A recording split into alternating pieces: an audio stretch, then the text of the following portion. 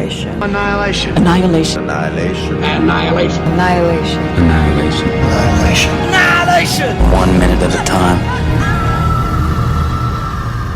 What letters can tell, what words are worthy to hold the story, the melody that plays the heart, softly, gently. Fluid light strumming notes with broken vessels. See it sounding, the silent utterance bursting full, with sweet contentment. What letters can be faithful to this rhythm, making life? A monochrome rhapsody of colors, splendors laced with glory wine, waters in motion behind the echo, echoless, timeless, ever-flowing drops into thirsting dust, natural, ineffable light and dark. A breathing harmony in the eyes of children, in weathered faces, filling up crying places, with hope, real and deeply present. What words are worthy to tell of these wondrous times? Leora Lapin, writing on the wall.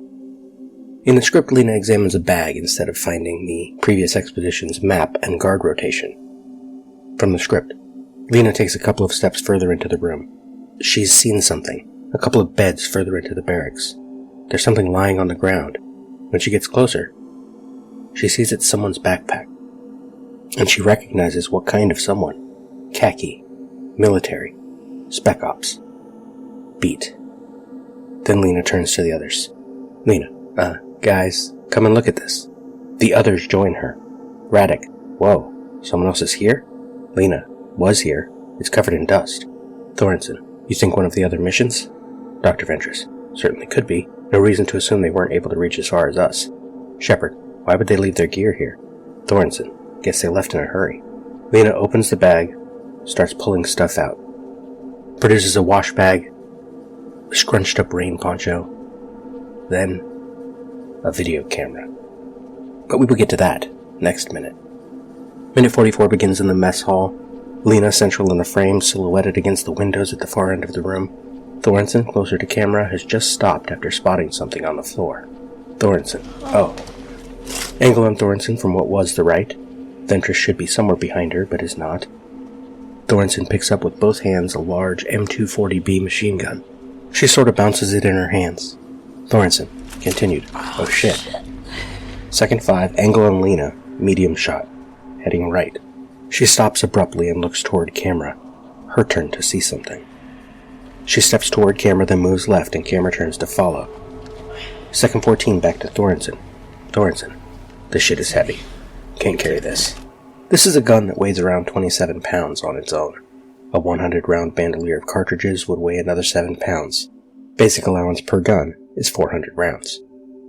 7.62mm, belt-fed, air-cooled, gas-operated, fully automatic, with a muzzle velocity of 2,800 feet per second. According to the United States Marine Corps M240B medium machine gun W3I0003XQ student handout, quote, the M240B medium machine gun is a result of a Marine Corps search for a weapon that could fire at an extended range with greater dependability and accuracy than the M60E3. The search was not long, for the machine gun chosen was already in the Marine Corps inventory. The M240C and E series machine guns are found on a light armored vehicle, LAV, and the M1 Abrams main battle tanks. The M240G is the first ground variant of the machine gun. The Bravo was not introduced until later on in the 2000s. Made by Fabrique Nationale of Herstal, Belgium, the same manufacturer of the M249 Squad automatic weapon, a European version, called the FN Mag-58, is used by over 100 different nations throughout the world and is the premier machine gun used in NATO. The M240B is fitted with improvements for ground mounting such as a forward heat shield, ammunition adapter, and a hydraulic buffer. The M240B is a battle-proven machine gun that has demonstrated many times the highest possible performance levels in combat throughout the world. End quote. Radek comes out from behind Thorensen as she speaks, heading to the right. Thorensen closes the cover assembly on top of the gun, moves the handle, and we cut second 18 to angle from behind a board of some kind, tracking right out from behind it, near the wall opposite the entrance. Lena comes into view, stopping in front of the board, staring a little too intensely. Camera moves forward past the board. We see Radek off to the left. Though barely lit, she seems to look toward where Lena has stopped. Second 26 cut to POV over Lena's shoulder on what might not be immediately recognizable as some sort of schedule made with pieces of masking tape. We will not see the schedule in its entirety, except from afar, What we will get to see between this minute and next is this. 2 rows we never see up close. A group of 3 rows. Peyton, 1400, 0200, 0200, 0800, 0800, 1400. Meyer, whose name is crossed out, 1400 to 0200, 0800 to 1400, 0200 to 0800. Kane, 1400 to 0200, 0200 to 0800, 0800 to 1400. A gap, then 3 more rows. Shelley, 0200 to 1400, 1400 to 0800, 0800 to 1400. Taylor, whose name is crossed off, 0200, and presumably so on. We do not see the third name in this group. Now tell him your name. Now tell him your name.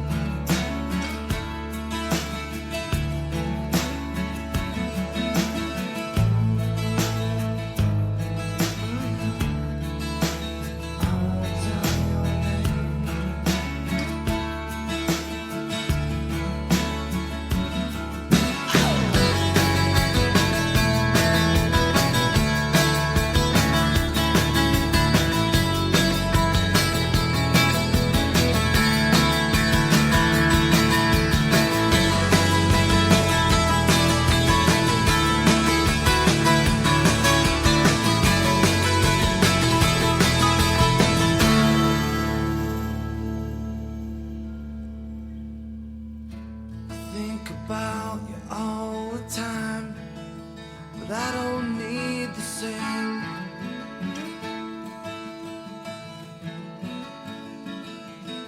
It's lonely where you are, come back down, and I won't tell him your name.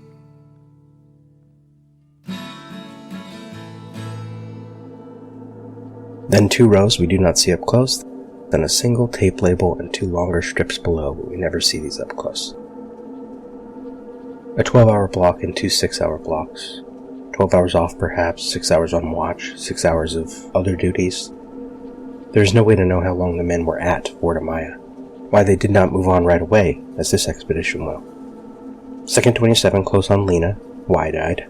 She takes a breath and sort of moves back without moving back. Second 31 cut to angle on entrance, past board, Thorensen approaching from left side of frame. Ventress should be somewhere near the door still, but she is not. She has been lost in the edits.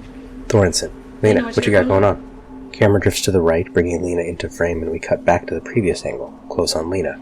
Now, behind her to the left is Thorensen, and Radek farther off.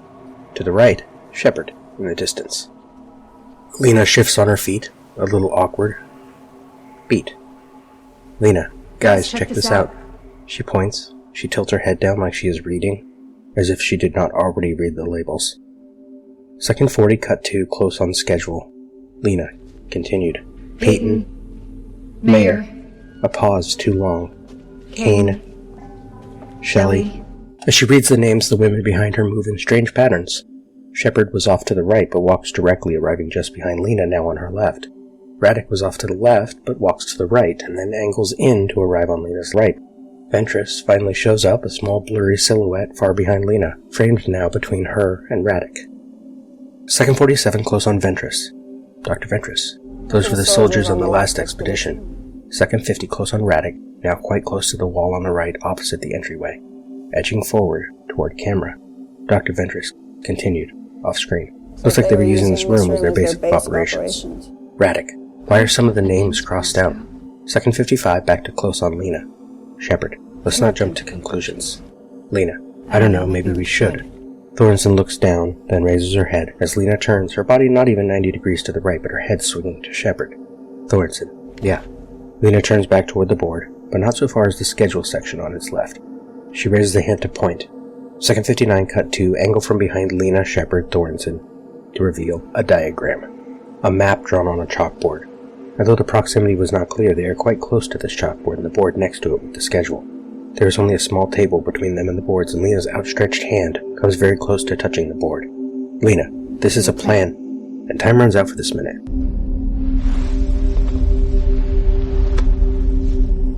We spoke. What was it we said? Wordlessly watching you. waits by the window and wonders at the empty place inside.